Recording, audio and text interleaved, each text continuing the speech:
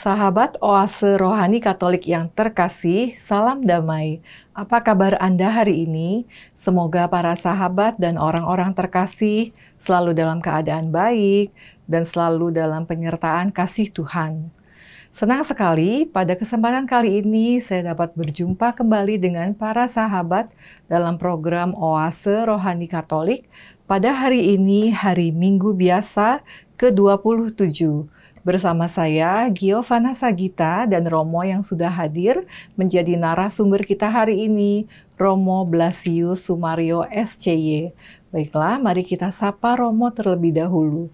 Romo Blasius, apa kabar Romo? Kabar baik Bu Gio, sehat selalu dan Tuhan selalu memberikan kekuatan untuk memperbarui hidup kita.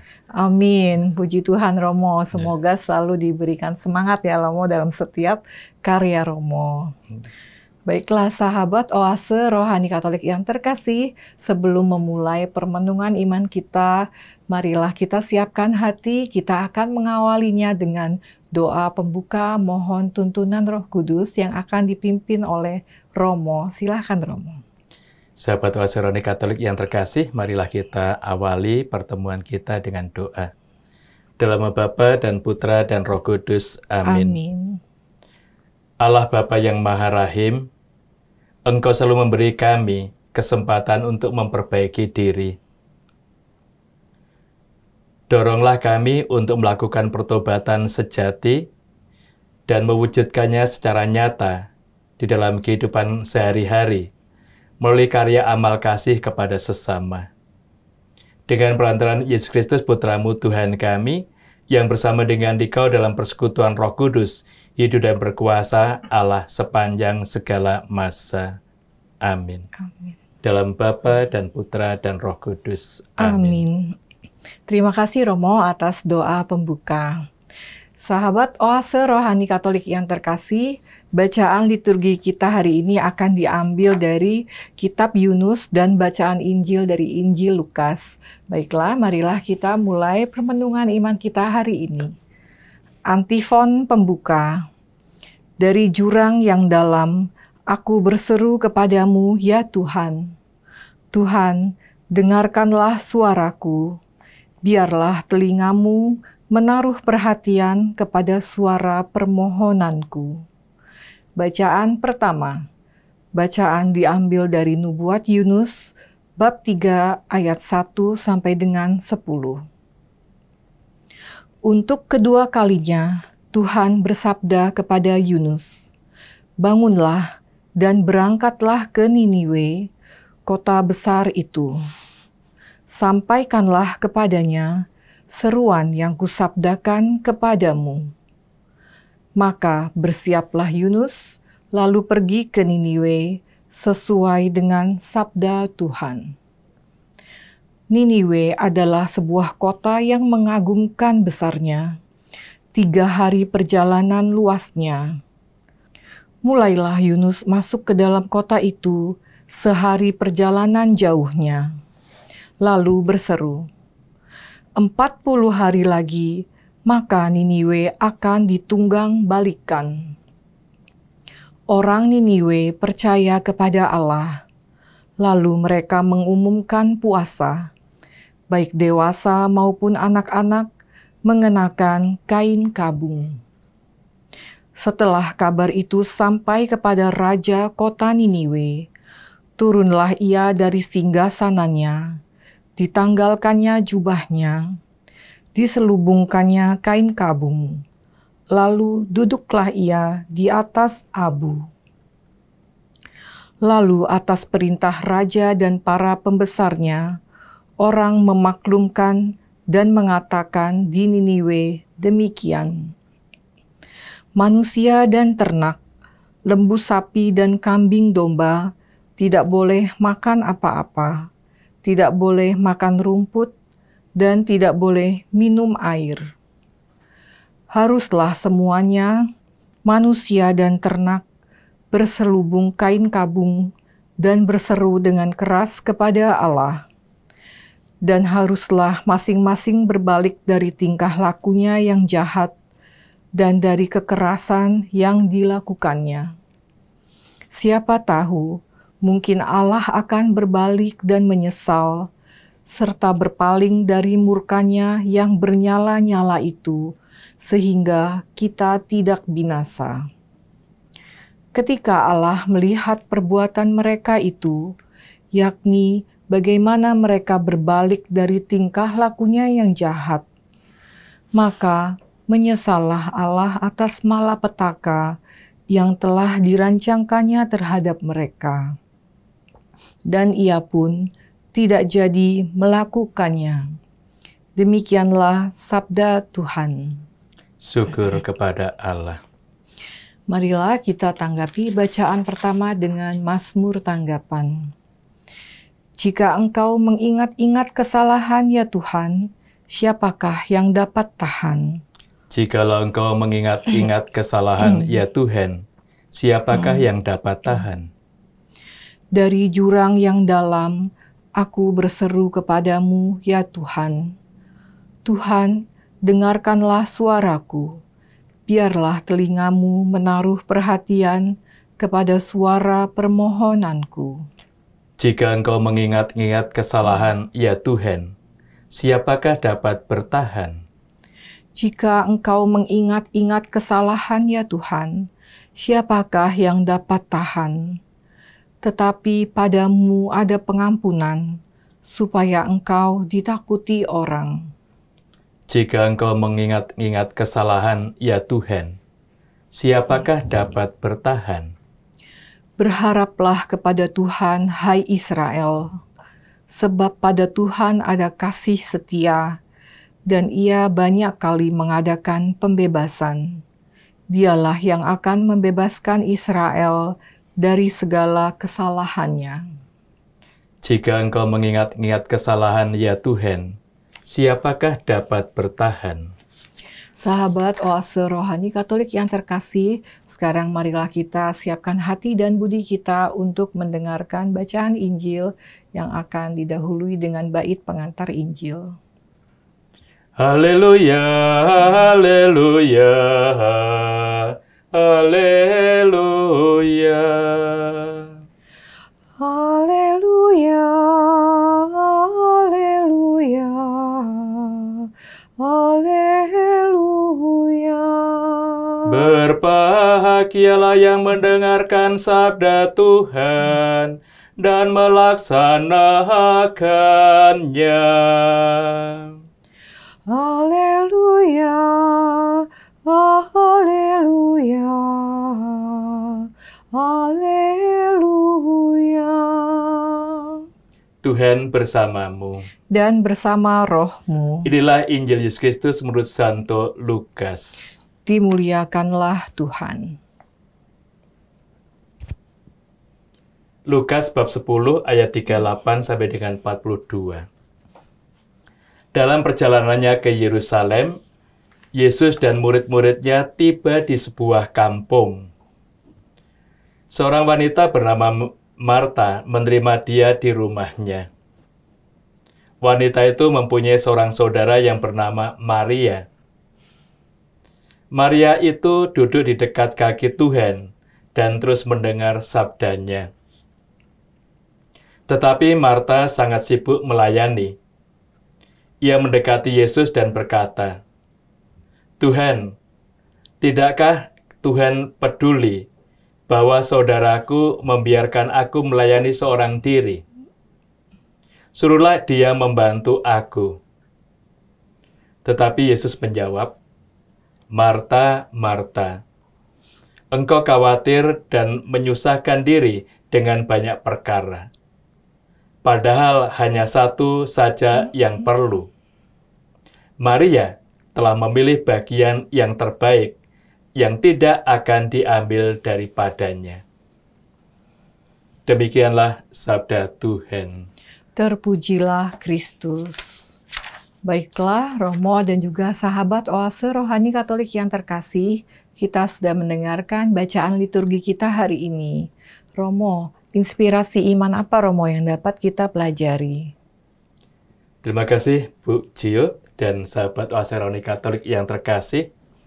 Dari warta keselamatan hari ini yang sangat tampak dalam hidup kita adalah kasih Tuhan itu sungguh memperhatikan semua orang, dan kasih itu ingin dinyatakan kepada semua orang, termasuk yang berdosa. Dan ini tidak bisa ditolak oleh manusia. Kita bisa lihat ungkapan dalam bacaan yang pertama tadi, untuk kedua kalinya Tuhan bersabda kepada Yunus. Kapan yang pertama? Yang pertama kita tahu pada bab sebelumnya, bab 1. Saat Tuhan mengutus Yunus untuk ke Ninive, dia tidak mau. Ya, Romo. Dan dia ikut kapal karena ingin meninggalkan Ninive. Tapi justru di situ Tuhan ingin menangkap dia, menyadarkan dia bahwa kasihnya harus diwartakan untuk masyarakat di Ninive. Dan kapal itu kita tahu ceritanya ingin tenggelam dan semua barang dibuang, tetapi tetap angin badai itu mengguncang kapal ini. Sehingga awak kapal akhirnya menurunkan Yunus ke tengah danau. Baru kemudian dia dimakan oleh ikan paus besar, dan dia sebenarnya tidak dimakan, hanya dimasukkan ke dalam perut ya. Dalam perutnya, baru dibawa lagi ke Ninive, dan dia dikeluarkan oleh ikan itu di Ninive. Tentu ini karya Tuhan yang ingin menangkap Yunus ini supaya dia sungguh mewartakan sabda Tuhan di Ninive ini. Karena itulah akhirnya dalam sabda yang kedua ini, Yunus tidak berani lagi untuk menolaknya. Maka dia melaksanakan apa yang diperintahkan Tuhan. Dan karena cerita Yunus juga berkembang di Ninive yang mengagumkan itu, maka ketika Yunus ungkapkan bahwa 40 hari lagi Ninive ini akan ditunggang-langgangkan, baru kemudian orang langsung menyadari kuasa Allah akan hadir di antara mereka. Maka mereka langsung menanggapi dengan pertobatan. Dan pertobatan mereka cukup jelas, mereka lakukan. Yang pertama, mereka berpuasa, mereka berdoa. Dan juga dengan demikian mereka ingin mendengarkan sabda Tuhan. Pewartaan Yunus itu yang selalu diingat oleh mereka. Dan pewartaan itu meluas di semua kalangan masyarakat, termasuk raja. Dan raja sendiri memberikan inspirasi juga bagi masyarakat. Pertama, dia memberikan teladan cara bertobat. Dan bertobat itu sungguh menanggalkan kekuasaan, kekuatan, kehebatan pribadi sendiri, dan akhirnya melihat kuasa Allah dalam hidup. Simbolnya raja tadi diungkapkan cukup jelas. Dia menanggalkan, turun dari tahta, menanggalkan jubah kemegahannya, mengenakan pakaian kabun, dan duduk di tempat abu. Kita sadar abu itu simbol kerapuan dan kelemahan. Maka pada hari Rabu Abu, kita menandakan diri kita ditandai diri kita dengan abu, menyatakan kita ini rapuh dan lemah, perlu bertobat. Sebenarnya inspirasi dari kita pengalaman masyarakat di Ninive ini. Dan itulah yang dilakukan oleh raja. Dan raja bukan hanya bertobat dirinya sendiri, tapi justru dia memberikan maklumat untuk seluruh warga negara. Bahkan manusia dan hewan pun harus berpuasa. Nah, di sini juga bisa kita sadari makna puasa itu berarti menghentikan keinginan pribadi dan juga mendengarkan keinginan Tuhan. Kita sadar makan dan minum tuh kebutuhan pribadi kita yang mendalam, tetapi juga keinginan. Sehingga kapanpun kita disodori makanan, pasti keinginan pribadi kita ingin menyicipi. Tapi saat berpuasa, jelas ada keinginan untuk mengkonsumsi makanan yang ada, tapi niatnya menghentikan. Dan itu sebenarnya puasa ini latihan bagi kita untuk mengatur, memanage diri kita. Mengendalikan ya, Romo. Mengendalikan keinginan kita, dan kita mencoba menyadari bahwa dengan dihentikan keinginan itu ada keterbatasan dalam pribadi kita. Nah, keterbatasan ini kita berusaha untuk melengkapinya dalam kasih kuasa Tuhan. Itu yang kita sadari dari pengalaman masyarakat Ninive ini. Ya, sangat menarik ya Romo ya, kisah dari nubuat Yunus ini ya Romo ya.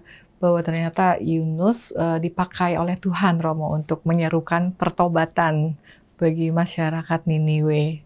Nah, ini yang juga bisa kita sadari bahwa kasih Tuhan yang dialami oleh Niniwe, oleh Yunus ini juga mengubah pandangan dia terhadap orang Niniwe. Kita bisa sadar saat dia melarikan diri dari Niniwe yang pertama itu, karena dia merasa tidak mampu. Melihat tadi Niniwe kota yang begitu besar, semua bangsa ada di situ, semua warga ada di sini, mereka memang terhimpun sebagai masyarakat yang besar. Tetapi juga ada kebutuhan besar, juga ada konflik-konflik yang besar. Nah, di sini bagi Yunus menyadari dirinya tidak mampu. Tapi dia sendiri tidak mau mengungkapkan itu, hanya ingin meninggalkan tanggung jawab yang dipercayakan Tuhan. Tapi setelah dia mendapatkan kuasa Allah dengan pengalaman dalam 3 hari 3 malam di perut ikan itu, akhirnya dan dia sendiri tidak mati, dia merasakan kuasa Allah itu menghidupkan. Karena itu juga cinta Tuhan itu ingin memperbarui diri Yunus, dan ini juga dia yakin bahwa Tuhan ingin memperbarui masyarakat Niniwe. Nah, dengan kuasa dan kasih Tuhan ini, masyarakat juga menanggapi dengan baik. Karena itu juga kita bisa paham bahwa dengan pertobatan yang serius, itu mendatangkan kasih Tuhan yang istimewa. Ya, Romo, jadi bertobat yang serius tentunya kita benar-benar berbalik ya, Romo, ya, dari tingkah laku yang tidak berkenan kepada Tuhan dan meninggalkan jalan hidup yang tidak dikehendaki Tuhan, begitu ya, Romo, ya? Ya benar, karena pertobatan kita harus sinkron antara yang kita pikirkan dan kita rasakan.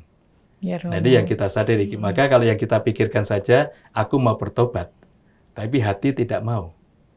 Nah, karena itu tadi juga ungkapan dari raja tadi, duduk di tempat debu, abu, itu berarti dia dalam kesadarannya, dia itu lihat kerapuan dan kelemahan. Nah, dari situ akhirnya dia mengandalkan kekuatan Tuhan. Itu yang kita lihat dalam konteks pertobatan ini. Kemudian juga masyarakat Niniwe itu melihat kuasa Tuhan yang mengagumkan dalam pribadi Yunus, dan mereka juga akhirnya takut kalau dengan kelemahan dan dosa mereka itu Tuhan mengungkapkan kemarahannya dengan memberikan hukuman. Karena itu sebenarnya mereka bertobat dasarnya di situ. Mereka tidak mau hidup lebih susah dan lebih sulit. Ya, maka mereka ingin memperbaiki dirinya, menanggapi seruan Yunus itu, dan dampaknya buahnya kita merasakan. Dengan pertobatan seluruh masyarakat, termasuk juga hewannya itu ikut berpuasa. Hewan ternak. Ternaknya juga ikut berpuasa. Maka di sini akhirnya kita sadar bahwa Tuhan akhirnya menyesal kalau mau mengungkapkan murkanya kepada mereka ini. Dan akhirnya Tuhan menghentikan. Dia tidak lagi melenyapkan mereka, tapi justru mencintai. Dan di sini sebenarnya juga pengalaman kita akan dosa. Kalau kita sendiri juga menyadari kerapuan dan bertobat, memperbaiki diri kita, itu yakinlah bahwa kita hidup semakin baik. Karena itu juga kasih Tuhan, itu yang sungguh akhirnya membuahkan kekuatan dalam pribadi kita, dan kasih ini juga yang menggerakkan kita untuk merenovasi hati dan diri kita. Maka juga kita bisa lihat ungkapan Yunus tadi, bahwa dia sendiri akhirnya menjalin komunikasi dengan orang yang awalnya ditakutkan oleh dia. Dihindari gitu ya, Romo, dihindari, ya. Tapi justru di sini akhirnya dia menjadi sahabat. Nah, demikian juga kalau kita ingin mengadakan pertobatan dan juga mewartakan pertobatan, kita tidak lagi takut dengan siapapun. Tapi justru kita menjadi sahabat mereka.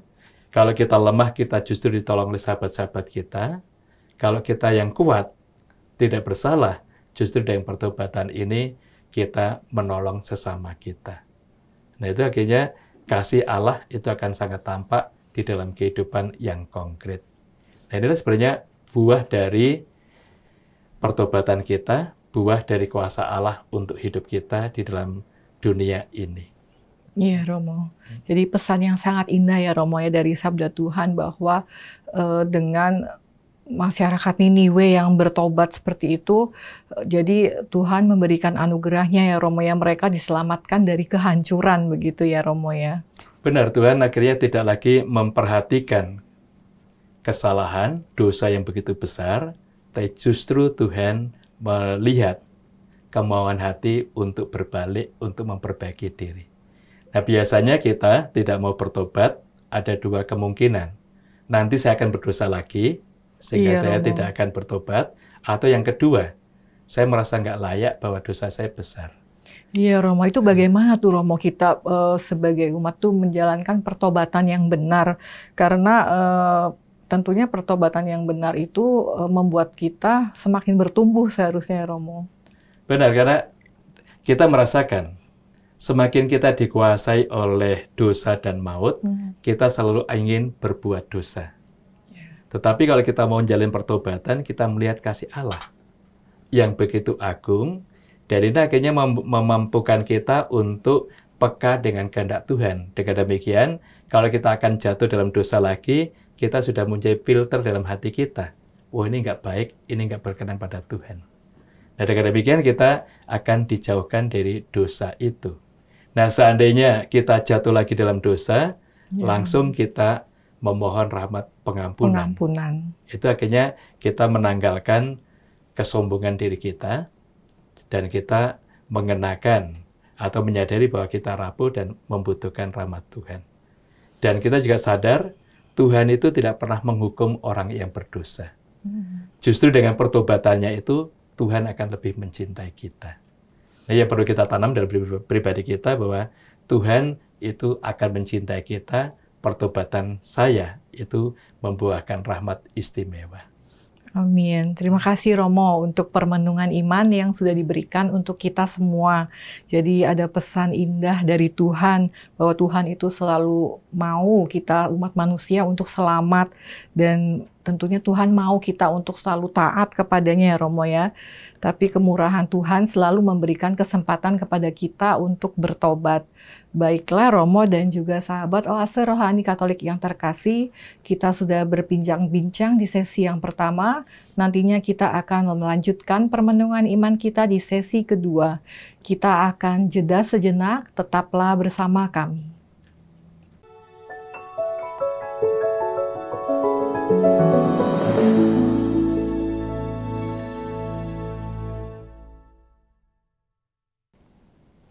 Sahabat Oase Rohani Katolik yang terkasih, marilah kita lanjutkan permenungan iman kita pada sesi kedua.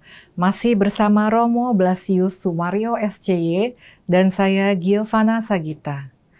Sebelum kita melanjutkan dialog iman kita, kembali kami sampaikan informasi kepada para sahabat yang ingin memberikan saran, masukan, maupun sharing iman, dapat dikirimkan ke alamat email kami orkkaj2021@gmail.com ataupun dapat juga dikirimkan ke nomor WhatsApp 0881 0251 33438. Baiklah Romo, kita akan melanjutkan bincang-bincang kita di sesi kedua Romo.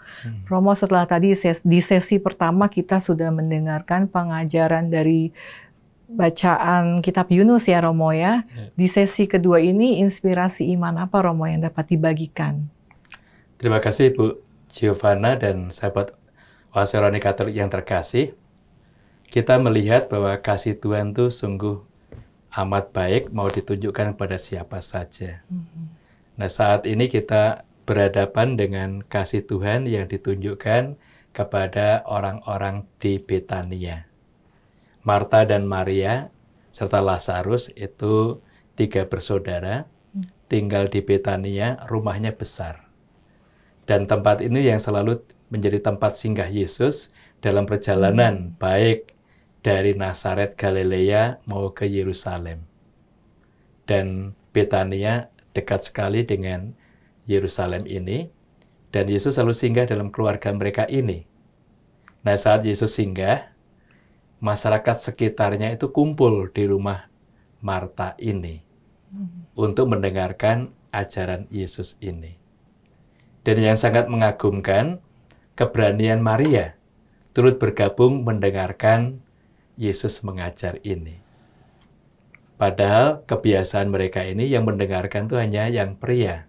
Yang wanita jarang untuk bergabung itu. Iya, Romo. Sebutkan duduk di kaki Yesus begitu ya, Romo. Duduk di dekat Yesus ini mendengarkan. Dan itu yang kita lihat dalam konteks ini, ada terobosan rohani yang ada dalam pribadi Maria yang mau ditunjukkan kepada kita.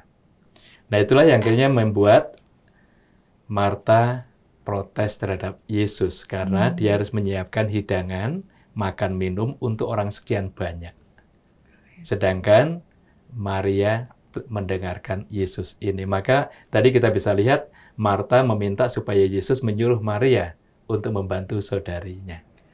Iya. Heran kita mengapa Marta tidak langsung memanggil Maria. Iya. Tapi minta Yesus untuk menegur, meninggalkan Maria, meninggalkan tempat itu dan membantu Marta. Itu yang kita sadari. Iya. Bukan berarti relasi mereka tidak baik, tapi justru di situ Yesus juga mau disadarkan oleh Marta bahwa dia itu bekerja untuk sekian orang banyak. Iya, Romo. Nah, tapi juga Yesus ungkapkan bahwa Marta juga mengambil bagian yang terbaik karena dia mau mendengarkan Yesus ini, dan itu menjadi bekal rohani di dalam kehidupan yang konkret ini. Karena itu juga kita bisa melihat bahwa Yesus tidak melihat yang dikerjakan Marta yang paling baik atau yang Maria paling baik, semuanya baik. Karena itu sikap batin manusia saat menerima kehadiran Tuhan dalam kehidupan sehari-hari. Maka dua sikap ini sering juga muncul dalam pribadi kita. Maka ini yang kita diajak untuk melihat, menyadari disposisi hidup kita saat ini. Nah, itu yang diungkapkan dalam warta Injil hari ini, dan kehadiran Yesus memang didengarkan oleh banyak orang. Dan juga kehadiran dan sabda Yesus itu membantu banyak orang untuk juga melakukan pembaharuan-pembaharuan dalam kehidupan. Iya, Romo. Iya, sangat menarik, Romo. Tadi Romo sudah menyampaikan bahwa pilihan untuk melayani Yesus yang dipilih oleh Marta maupun Maria itu keduanya dihargai oleh Yesus, begitu ya, Romo. Tapi di perikop ini juga disebutkan bahwa dikatakan Maria sudah memilih bagian yang terbaik. Mengapa Yesus berkata demikian, Romo? Nah, di sini yang diungkapkan oleh Yesus bahwa Maria mengambil bagian yang terbaik karena dia langsung mendengarkan Tuhan, mendengarkan kehendak-Nya, dan itu selalu direkam oleh pribadi dia. Dan ini menjadi bekal untuk kehidupan yang akan datang. Dan bukan berarti bahwa Maria ini nanti mengabaikan Marta, tidak. Tapi setelah dia mendengarkan, dia juga ikut terlibat dalam melayani itu. Tamu. Kan kita bisa melihat juga bahwa hidangan yang ada di dapur itu harus dikeluarkan. Dan itu yang mengeluarkan tidak cukup satu orang karena hidangan banyak itu. Sedangkan Yesus, para murid dan masyarakat tetap mendengarkan di situ. Nah, ini yang kita sadari, kita perhatikan bahwa Maria mengambil bagian yang terbaik karena dia memberikan peluang, bukan peluang, memberi waktu luang untuk bertemu dengan Yesus ini. Dan itu sebenarnya juga mau ditunjukkan kepada kita bahwa sikap hidup kita itu perlu juga memberi waktu bagi Tuhan untuk bertemu dengan diri kita, dengan keluarga kita. Iya, Romo. Bagaimana nih, Romo, pesan atau nasihat Romo untuk umat yang memilih kegiatan pelayanannya di gereja ya, Romo ya? Apakah yang sibuk itu yang selalu yang terbaik atau seperti apa, Romo? Dua-duanya baik kalau kita bersadari, tetapi juga kita harus saling melengkapi diri kita. Karena juga kita bisa melihat kadangkala kita merasa sangat sibuk dengan pekerjaan kita, maka kita tidak punya waktu untuk Tuhan. Itu yang sering kita alami, sering kita rasakan. Padahal Tuhan selalu menyediakan waktu kapanpun untuk kita, meskipun hanya sebentar. Lalu yang kedua juga bisa kita sadari dalam kehidupan kita, bahwa ketika kita belum mempunyai pekerjaan, kita memohon kepada Tuhan dengan sungguh-sungguh. bahkan dengan novena, berbagai macam. Semua macam novena dicoba ya, dicoba Romo. supaya punya pekerjaan.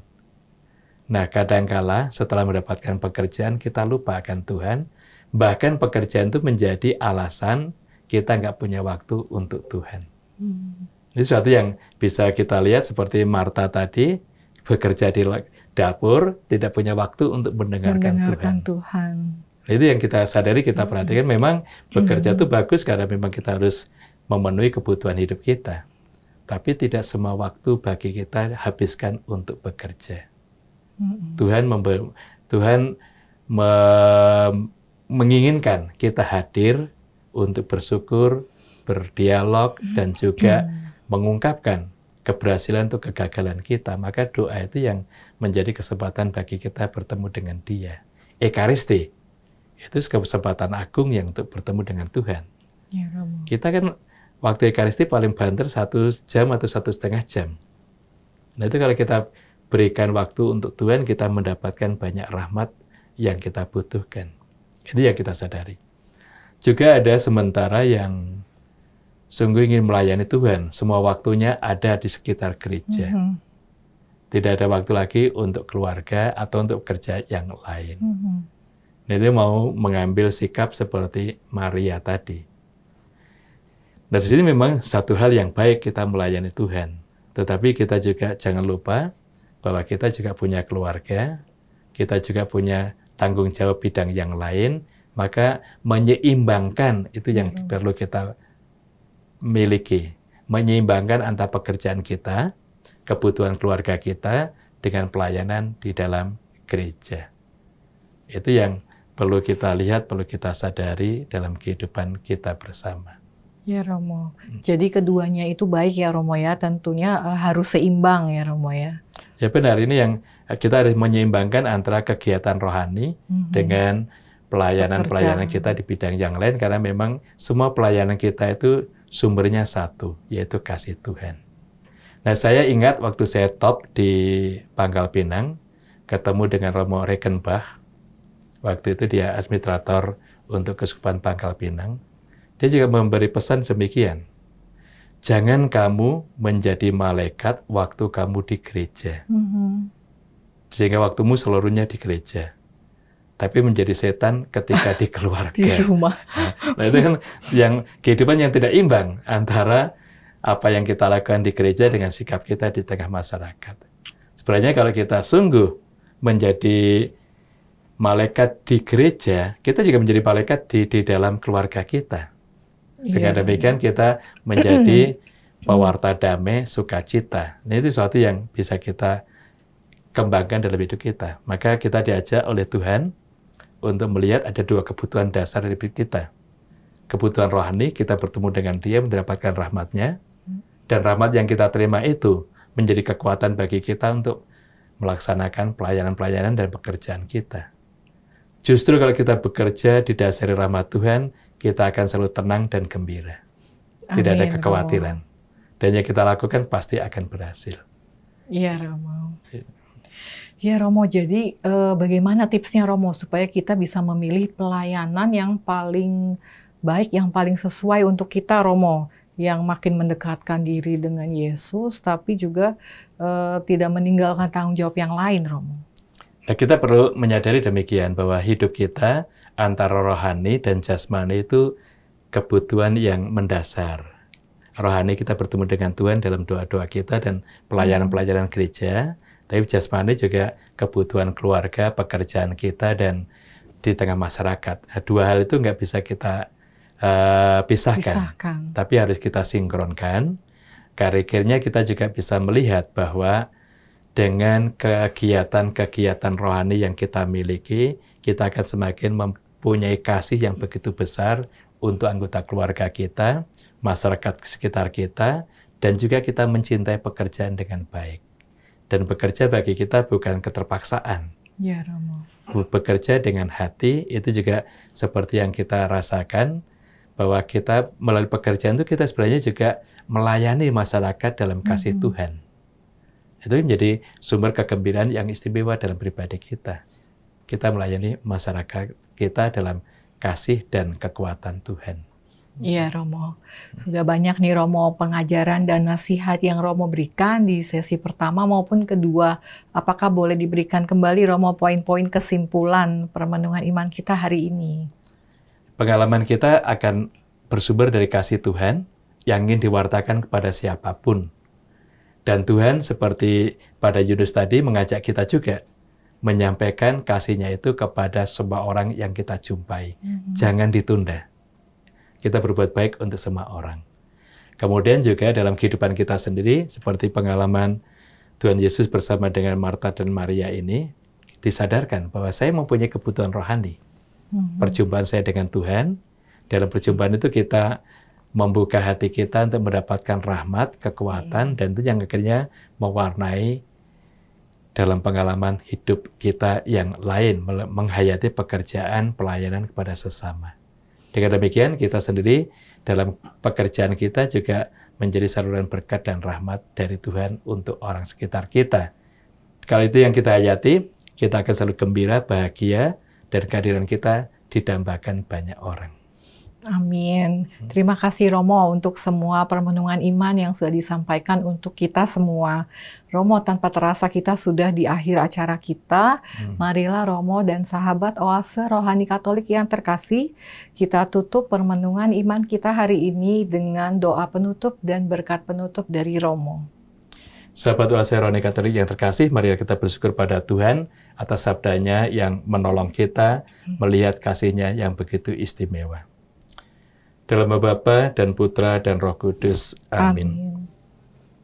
Allah Bapa yang Maha Baik, kami telah Kau puaskan dengan sabda-Mu yang selalu ingin menyapa kami semua. Engkau menunjukkan kasih-Mu yang istimewa, ingin diberikan kepada siapapun, terutama yang lemah dan berdosa. Dan kami juga melihat bahwa kami semua telah Kau perkenankan mendengarkan sabda-Mu sendiri. Semoga kami senantiasa berbuat baik, seturut semangat pengorbanan Kristus Putra-Mu, yang selalu menuntun kami pada kemuliaan yang abadi. Dia yang juga menyapa kami, menunjukkan yang terbaik bagi kami semua seperti Maria, yaitu mendengarkan Dia dan melaksanakan kehendak-Mu. Sebab Dialah Tuhan dan pengantara kami kini dan sepanjang masa. Amin. Tuhan bersamamu dan bersama roh-Mu. Hidup, karya, doa, dan seluruh anggota keluarga kita selalu dibimbing oleh berkat Maha Kuasa, Bapa dan Putra dan Roh Kudus. Amin. Terima kasih Romo sudah berkenan hadir untuk kita semua. Terima kasih sahabat Oase Rohani Katolik yang terkasih sudah setia bersama kami dalam acara kita hari ini. Kita akan berjumpa kembali di program Oase Rohani Katolik edisi berikutnya. Kami pamit undur diri. Salam damai sejahtera dan Tuhan Yesus memberkati. Terima kasih.